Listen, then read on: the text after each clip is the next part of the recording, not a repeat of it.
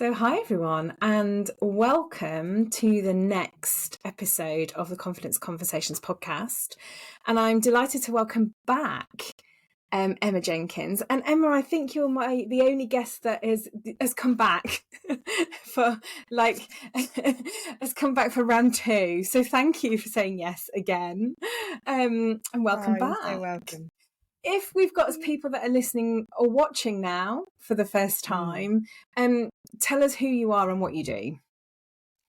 Well, firstly, thank you for having me back. You and I love having these conversations anyway, even if they're not recorded. So it's always a pleasure to be on. So my name's Emma Jenkins. I've got a business called Mosaic Mediation, and I am primarily a workplace mediator. So my aim is to peacefully prevent, manage, and resolve conflict in the workplace. So I do that with workplace mediation, with training, and with coaching leaders around peaceful leadership skills and conflict management, but also individuals who may not be in a people management position around being assertive and communicating really clearly. Amazing. And if you haven't listened to Emma's last episode, we had a great conversation, didn't we, about conflict and confidence, and you know how. And I've sent your episode onto lots of my clients where conflict has, and how we reference conflict and how different types of personalities might see conflict in different ways. So if you haven't listened, then go back and you can find them all. They'll be on my website, or also you can find them on Spotify or Apple, wherever you listen. But today we met for coffee, as we do, which we at the time we were like, we should have recorded this podcast. But we met for coffee and we had a conversation about boundaries, and we decided that actually this should be a podcast episode because it comes up so often in relation to confidence, but also in terms of what you do in terms of your mediation. I love the word peaceful that you've added in there, this kind of, but actually, Emma, I don't think I think you're very calm and very peaceful, but I know that your mediation is very direct and very clear, and you get some great results. So yeah, that's a great word to add in, a peaceful, which goes with kind of, for me, who you are. Let's start this conversation then about boundaries, and because it just comes up loads, doesn't it? How would you then describe what boundaries are? I think primarily it's about protecting things that you care about in your life. And that's how I see it for me. And that could be, I think a lot of people, when they think about boundaries, they may perhaps picture like a physical boundary. And I think sometimes that is, for some people, it's about their physical safety, that, that can be an extreme end perhaps for some people.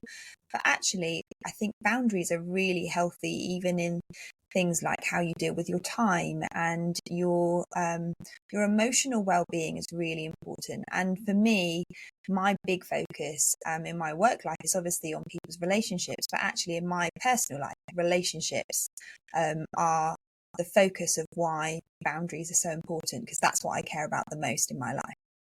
Yeah, and it's fascinating, isn't it? Because the first thing that I think I want to pick up on is this idea of physical boundaries. Because I think when we think about a boundary, we probably think about the boundary of our land, don't we? Or the boundary of a farm. That's probably what we grew up kind of thinking. And I think we imagine it to be this big thing. So it's this big boundary and it's massive. But actually, it doesn't have to be, does it? No, I don't think so. I think sometimes people get a negative reaction to boundaries, perhaps because it's been made into a big thing. Because then it feels like, from the other person's perspective, oh, I'm a bad person if I've done something against your boundaries, and now you have to be boundaried with me. I think if we make it a more normal thing of kind of going, so like one of my examples of a boundary is, I don't work on a Sunday. So, that's got nothing to do with anyone, having done anything mean to me or anything like that. It's just that I want to make sure I have one day a week that I know I'm not working, that I've chosen to not reply to emails on that day. And that doesn't have to be anything that anyone else takes in a defensive way. I'm not, inferring anything negative about someone else's character by having that boundary in place, but it's a boundary that's important to me and does care for me and those things that I care about. And how does having that boundary in place help you? I think, well, for one, there are certain little routines and habits that I do on that day that's got nothing to do with work. I go for a dog walk with my mum most Sundays in the afternoon, and that's really nice to just, chat for an hour and a half with my mum, and she's a very wise person, so she's a great person to talk to about life stuff anyway. But that protects that relationship, and I've got children, I've got family. We watch a family movie in the afternoon on a Sunday. That's just become one of our routines, and it's something that has been a boundary that I've had in place for so long that I don't really need to enforce it or impose it on. And it's just one of those things that I can quite confidently say, oh no, I won't be able to make that random meeting because unless it's like vitally important and that that changes the game slightly, it would have to be significant for me to go against that boundary. And I was going to ask you how flexible is that Sunday boundary? The Sunday boundary is probably one of those that it would have to be significant. I mean, if I had to travel up in the evening for a thing the next day, that's fine. But I wouldn't be replying to lots of emails unless it was like a real emergency. But, my work life is generally not going to be that kind of health situation where I need to reply now or someone's going to be, in danger or anything like that. So I don't really need to reply to emails on a Sunday. And I mean, I have a more flexible boundary about evening working. So I tend to keep to not working in the evenings.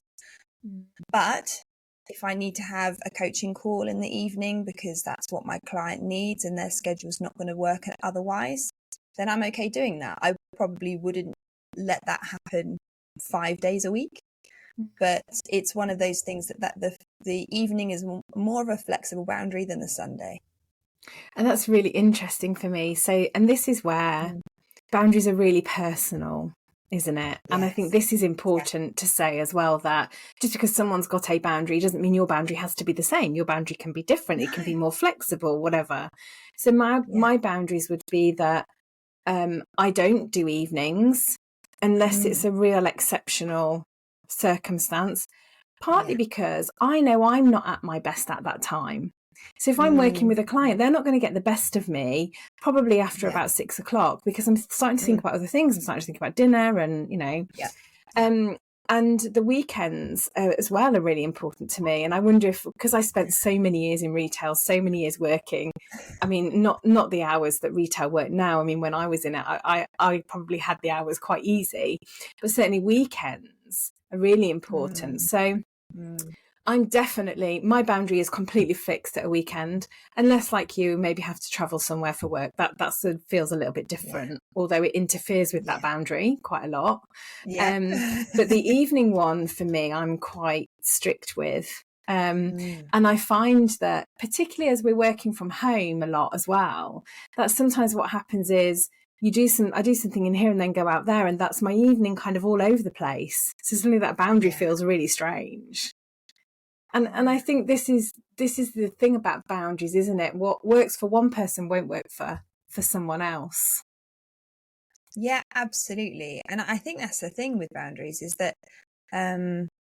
when you consider that it's just about you, that the boundary is only about me and my priorities in life. So someone else's boundaries have actually got nothing to do with me. It's none of my business what other people's boundaries are, unless there's something that I need to adjust to demonstrate respect for them and demonstrate value for them. But actually primarily my boundaries only are about me. Yeah, oh God, there's so much in that for me, because I this idea about actually it's nothing to do with anybody else what my boundaries are, because No. I also think we have this thing that says, like I've just said to you, I don't work evenings, and I then went on to justify why I don't, Yeah. and say, well, because I'm not at my best, and then so why did I do that? Because actually I just could have said to you, I don't work evenings, like you said, Yeah. it's no one else's business why. No. But it's that thing I heard you say, but now we're working from home, and that I think that comes into it a lot with like how you manage your time, because now suddenly, instead of having this like general understanding of 9 till 5 is when we work, that's kind of gone out the window recently. And it doesn't mean that there's anything wrong with working 9 to 5, and it doesn't mean there's anything wrong with working, until midnight if you fancy it. But it's if someone is someone who works until midnight, them not imposing their expectations of what a good balanced work life looks like onto someone else who actually goes, no, I need to finish at 6. Yeah, and you talked there, didn't you, about Yeah. respect for their boundaries as well. So Yeah, there's definitely a respect thing in that, isn't there? And you're right. for sure. I think, well, and I don't really want to talk about the COVID times, but I do think that changed a Mhm. lot of the way we work, Yes. didn't it? Because our boundaries Yeah. were suddenly really blurred, particularly if you Yeah. had been in that office 9 to 5, whatever that looked like for you, and Mm. suddenly you're working from home, and maybe you're at the Yeah. kitchen table or the dining room Yeah. table. You don't have Yeah. a space that you Yeah. can kind of close the door on and walk away. And I heard lots of things during that time from people that had maybe had been furloughed and then been made redundant and had started a new job, and they'd put some boundaries in place that said, before I sit down at my laptop at the kitchen table, I'm going to go for a walk, put my coat on, go for a walk around the Yes. block, because that feels like I'm walking to Yeah. work, and I'm going to do the same thing Yeah. at the end of the day, just to break that that Yeah. space, I guess, between what was work and then what was home, Mm. which I thought I was think that's so interesting. true. Because it's like that thing of where people say, don't have your computer in your bedroom, things like that, because your mind won't properly switch off. And I think that's the same for not just sleeping, but just when you're going about your day. Before this room kind of became my office, I was at the kitchen, my children were at school during the day, so it didn't matter that I was at the kitchen table. Suddenly they were with me, and that was a big difference. And I was very, it was so easy to just keep my laptop open and go, oh, I've had a thought, I'm just going to open up my laptop, type. Whereas now I have to go to a different room, and I don't come into this room unless I'm working, getting something, or playing my piano, which is behind me. Those are the 3 functions of this room. So it's not just an easy thing to just come in here and just start working. So I have to be proactive about when I start and when I stop. Yeah, that's really interesting, because this room's the same for me. I mean, this is a tiny, tiny, tiny little room, but the curtains get closed at the end of the day, and then on a Friday they stay closed all weekend. So it's almost like enrichment coaching is closed, enrichment coaching is open Yeah. when I'm in here.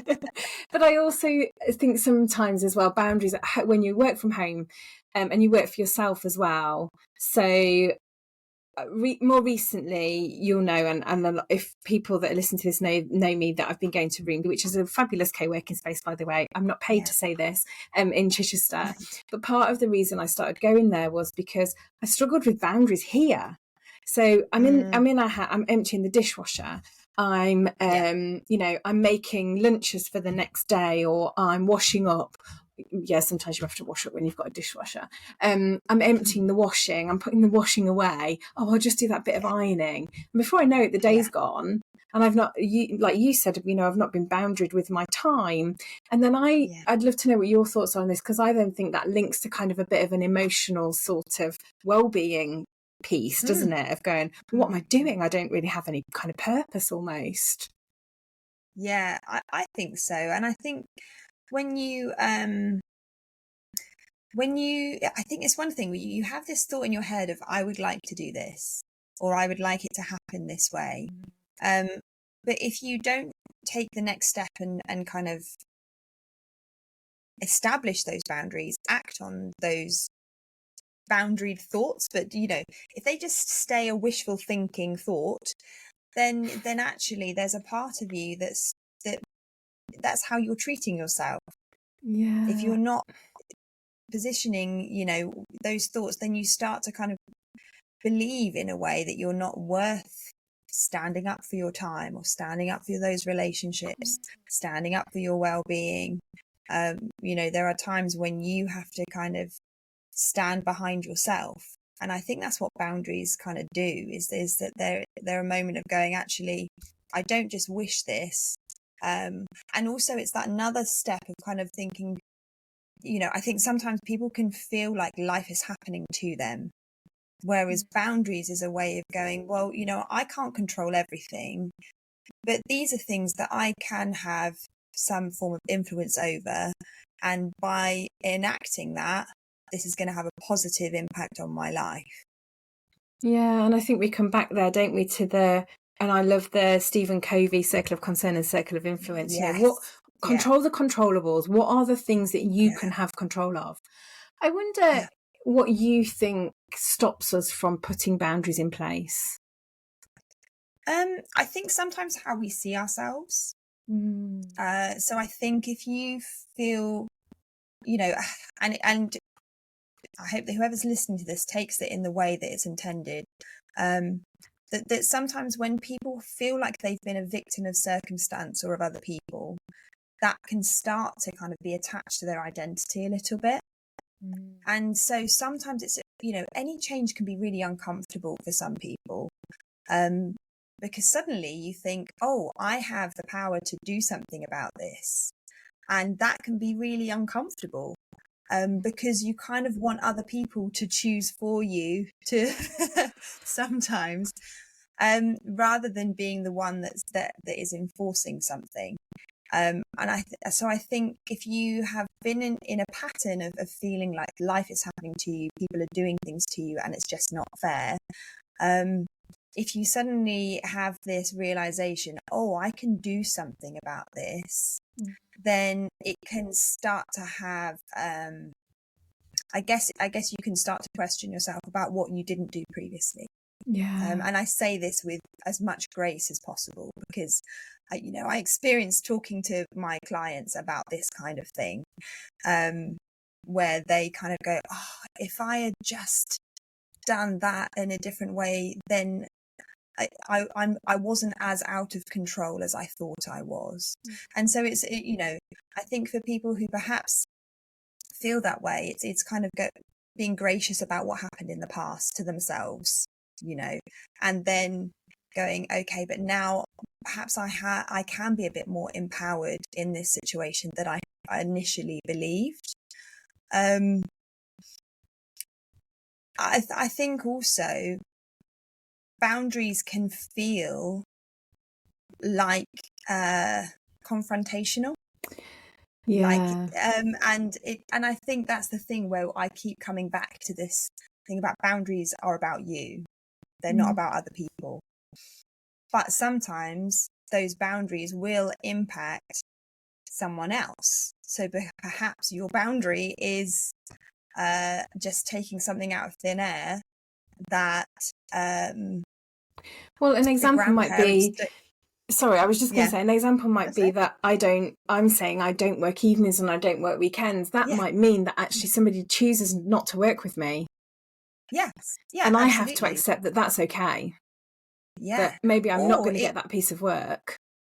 Yeah. Or it could mean, like for me, I do a lot of cooking and I really enjoy cooking, but I don't want it to be something that I get resentful about.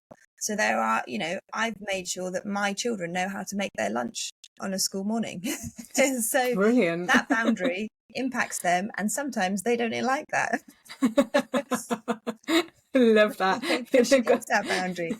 No one else to blame. Going, I'm not going to overfunction here. I think this is good for you anyway. But actually, in terms of my boundary of like, I don't need to, I will make sure you are fed and looked after.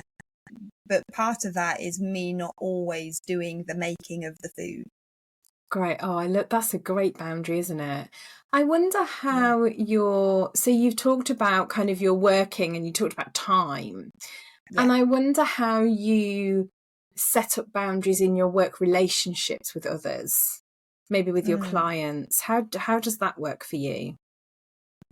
I think so.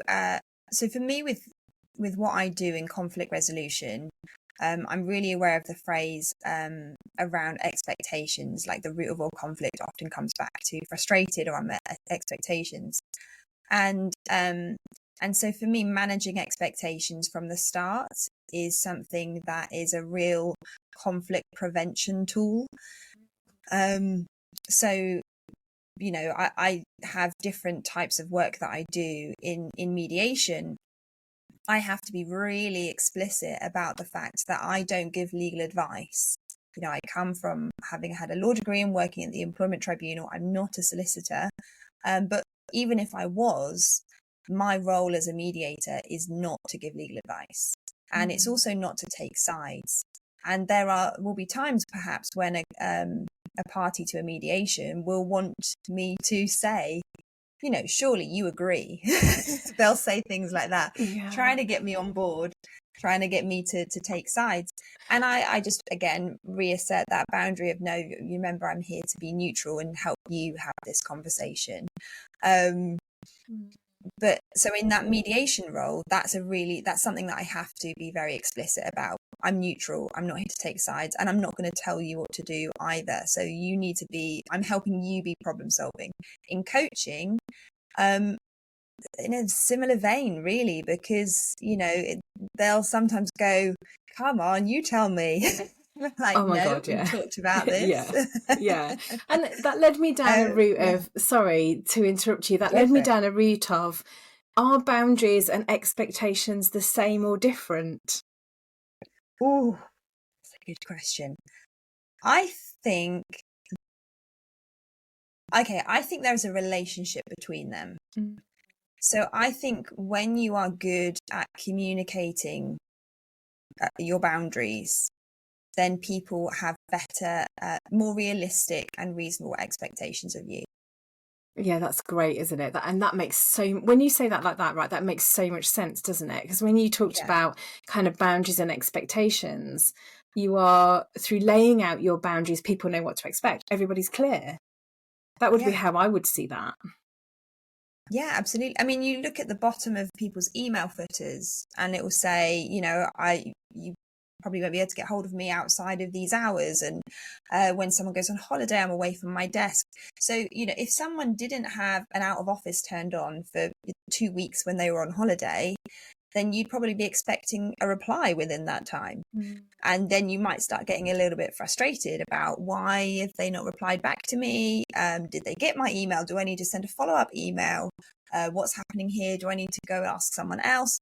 All of the people fill in the blanks when they don't know what's happening. Yes. But just a little thing about saying, I'll be back at this time, or during this week I'm working reduced hours, so you may not hear from me within 24 hours, but I'll reply within 48, that kind of thing. Then that can it just, again, it's a conflict prevention tool. It just kind of stops anything before it builds to a negative situation. Well, and for me, that's a great example of a small boundary, isn't it? We were saying earlier, these boundaries don't have to be big. This whole email footer that says, look, my working hours are this, they might not be yours. And I know that if I'm out and about, sometimes I might put my out of office on just to say, I don't have loads of email access. It might take me a bit longer to get back to you, but I'm definitely back on this day. And that's a boundary that, you're quite right, then manages expectation. I like this link, totally. This relationship between the boundary and the expectation, because that comes up a lot in coaching, and I'm sure it does with you too. Yeah, and I think, there have been times when perhaps, like, I've got a diary people can book into to do a consultation call or whatever.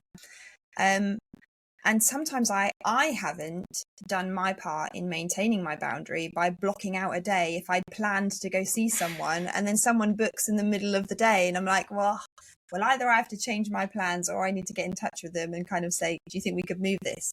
Do you know what I mean? Those things can happen so easily. But, that's something where you kind of go, that other person, I can't justifiably be frustrated with the person who booked into my diary, because, again, boundaries are about me and therefore they are my responsibility to communicate and maintain. Yeah, and actually, if you don't tell somebody what your boundaries are, how do they know? No, exactly. How do they Yeah. know? It's all about expectations. Is- How what are you expecting from them? Yeah, totally. I'm Yeah. going to put you on the spot here because this wasn't in kind of the questions that we talked about at the beginning. But sorry, but if you had to give some examples of what boundaries could look like real kind of quick fire things, what would they be? Okay. I think a time is a clear one. You are in charge of your time. Mm. You can choose to go for a job that works in the evenings, and then it's up to you how you manage your tiredness levels if you find that really difficult. Yeah. Don't book people in to come round for a cup of tea the following morning Yeah. if you're tired from a shift the night before. So having little boundaries like that in place. I think the one that I see come up quite regularly are long-term relationships. So when you've worked with a colleague for a long period of time, when you've worked with family members for a long period of time, and they have developed certain expectations of you about what you will do for them, or being received by them. So I think being clear about when you need space. Okay, so one really good example, I used to run a toddler group a few years back. And so there were lots of babies being born and all this kind of stuff, and it was lovely. But what was really interesting was to hear how the families responded to the boundaries of these new parents. Because some parents will just want a week of no one visiting, just Yeah. us spending time getting to know this new creature and how we deal with it and managing sleep and all of that. Whereas other family members might find that really difficult because their expectation was that they were going to go and see them the day the baby was born. And so I think managing those expectations from as soon as possible, so it's not a sudden shock and a surprise, that just helps to limit the reaction rather than a response. Yeah, that's a great example, isn't it? Of Yeah. this thing, time's clearly really important, and that's probably the most obvious boundary, isn't it? But this thing around these long-term relationships, because like you said earlier, when people don't know, they fill in the blanks with whatever they Yes, fill it, they make the story up, right? The story we tell for sure. ourselves. Yeah. But I think you're right, where you've been in a long-term relationship, but particularly if that's a work relationship, and I've probably heard myself say this over time, that the more you do things, the more people will expect. But if you're Yeah. not managing that boundary and maybe saying no, which will feel really hard for some people, I know. But again, it's about going back and resetting those boundaries and those expectations as well, isn't it? And saying, well, actually, this is my boundary. This is where we're at, and I'm not going to be doing that anymore. Yeah. I mean, one of the obvious one that I can remember from working in an office was the staff kitchen. And, there's there's always people who will be more proactive with cleaning than others and tidying up after themselves, putting money in the kitty for, tea and coffee and things like that. But I think if you don't have these kind of calm, positive conversations about what people's responsibilities are and things like that, you end up with these passive aggressive notes That was on the me. door and on the cupboards and Oh, I didn't go. I went whole aggressive. I remember, and I'm nice, really yeah. sorry to anybody that worked with me. But when I was a store manager, I got so fed up of the kitchen always being a mess. I felt like I was the only one that was ever cleaning it. Yeah. So I just took everything out of the kitchen, so nobody could. I went full on aggressive there. So nobody could make anything or eat anything that, they had nothing to eat anything with or drink anything out of. I was just like, well, until you can all be responsible people.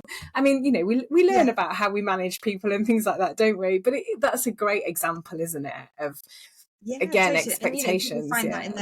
people find that in their personal relationships as well. Yeah. I don't know if you've seen some of those TikToks where like a partner won't do the washing for a few weeks and just see what the other partner is going to end up doing, rather than having a conversation where you kind of go, I'm a bit fed up of doing your washing and mine. We just Do wait you and think we could see. take it in turns? Yeah. You Brilliant. know what I Yeah. mean? Yeah. So how do we think then, if we link this back around to confidence, how do we think boundaries impact our confidence? I think notice what's happening when you aren't in establishing your boundaries and maintaining them. Because for people who have these thoughts but it's not happening, then that is a lens that you often look through when you with the person who perhaps is not doing the thing you want them to do, but you haven't communicated what you want them to do, or what you know what you don't want to have to do, or whatever. So I think be aware of the impact of not having those boundaries on your relationships, because often what you end up seeing is through other people, if they are not keeping to the boundary you haven't communicated, you start to see yourself through their eyes in a negative light. Yeah. And I think you start to see yourself as being less valuable when people aren't respecting your wishes. But as soon as you start implementing those boundaries and communicating them effectively, and sometimes, what we also have to be aware of is that there are various ways of communicating these boundaries, and decent human beings will not want you to feel undervalued and will not want you to feel offended and hurt and those kinds of things. So if someone hasn't quite got your boundary yet, it may be that you just need to communicate it in a different way. And as soon as you start to see those boundaries being respected, and then I think there's a part of you that kind of goes, oh yeah, I am worth doing this, and my time is valuable, and my well-being is really important, and I really care about my relationships.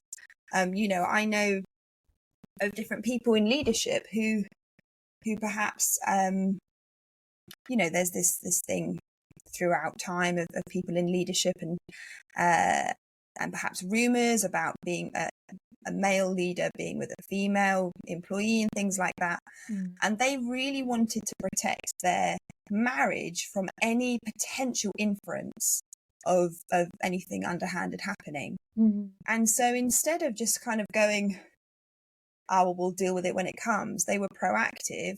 And so I do know of leaders who will, if there's a female member of staff, another member of staff anyway, they'll keep the door slightly ajar. Someone will always be around. They'll only meet in public. There's no private meetings, all of this kind of stuff. And so those boundaries are in place to protect their reputation, but also to protect their relationship, which they cared about more than their career. Yeah, interesting. Yeah, but God, boundaries are around us, aren't they? Everywhere we look. So to wrap up, what would be your top 3 tips for setting boundaries? Top 3 tips, I think. What do you notice yourself getting frustrated or resentful about? Yeah, great. And it's likely those things that you may want to address and put something in place, so that instead of feeling reactive to what's happening, you feel empowered to limit what's happening around you and feel more positive about the situation. So paying attention to what's causing those negative reactions and internal responses.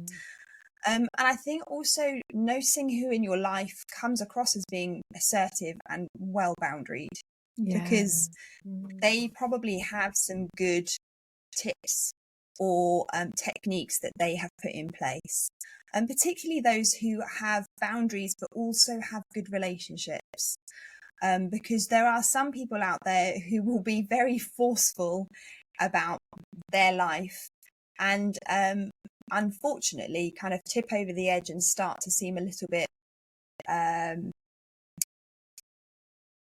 focused on themselves more than other people. And I think if you want to still come across as being caring about other people's needs, but you are also valuing your own needs, then look for people around who have good relationships but are also able to be quite assertive about their boundaries, and see what they do, what's working for them, because it may be something that you can take or adapt or use for yourself and just try out. And I think also really consider how you are communicating your boundaries. I mean, one thing we talked about at the very beginning was making it a big thing or keeping it quite small. if you, if you need to sit everyone down and do a bit of an intervention about your boundaries, then you're likely going to get a bigger response than if you just kind of said, oh, no, I don't work those hours, but we can schedule it another time. Or, oh yeah, sorry, no, I can't pay for you again this time.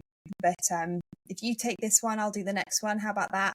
If you keep it light, then you're likely to get a lighter response. So think about how you're communicating those boundaries in a way that it doesn't feel there's an inference of wrongdoing on the other person's side. Unless you really want to communicate that as well. But just be aware of how you're communicating it so that other people don't unnecessarily feel like they have to be defensive about boundaries, and that it is actually just about you protecting what you care about. Yeah, and I might add to that as well, in the whole thing around clear is kind, be kind to yourself here as well, because they're, like you've quite rightly said, they're your boundaries. So and unlike I did at the beginning, don't feel like you have to justify them. So I will quite often say my coaching days are Tuesday, Wednesday, Thursday, and maybe a Friday morning. I try not to break that if I can. So I've still then got time to do admin and to record podcasts and to do some of the other stuff that supports my business as well. And when you break those boundaries or you start to justify them, then you're questioning your own the kindness to yourself as well, I suppose. Yeah, and people start to wonder, oh, why are you giving me a reason? Do you think I didn't mind, or that I do mind? Yeah, well, actually, it's often about us, isn't it? And what we're trying to say. Well, this is it, to justify it. I guess that's the thing. Yeah. Oh, Emma, thank you. Fascinating. And I say this all the time. We could talk forever. But if people want to find out more, we'll obviously put everything in the show notes. But give us a quick download of where people can find you. So I'm on LinkedIn, so people are welcome to follow me on LinkedIn. I post a lot. So feel free to look me there. And the thing to look out for is that my surname has a G in it. So there are quite a few Emma Jenkins and not very many Emma Jenkings, kings and queens type spelling. And then also my website, www.mosaicmediation.co.uk. And through that, you can book in with me to do a consultation about mediation, but you can also find out about some of my e-learning materials and things like that as well. And I do also do mentoring for mediators with 2 other wonderful mediators with Bloom Mediator Mentoring. So you can find us on LinkedIn for that as well. Amazing. Thanks, Emma. It's been a pleasure as always. Thank you. And I look forward to our next coffee catch up, which might then end up in another podcast episode. And you might end up becoming like a regular guest, like a residency. Yeah. I should record every time we have coffee, record the snippets of the conversation. But yeah, thank you, Emma. And thanks everyone for listening, watching, however you're seeing us. And we'll see you next time on the Confidence Conversations podcast.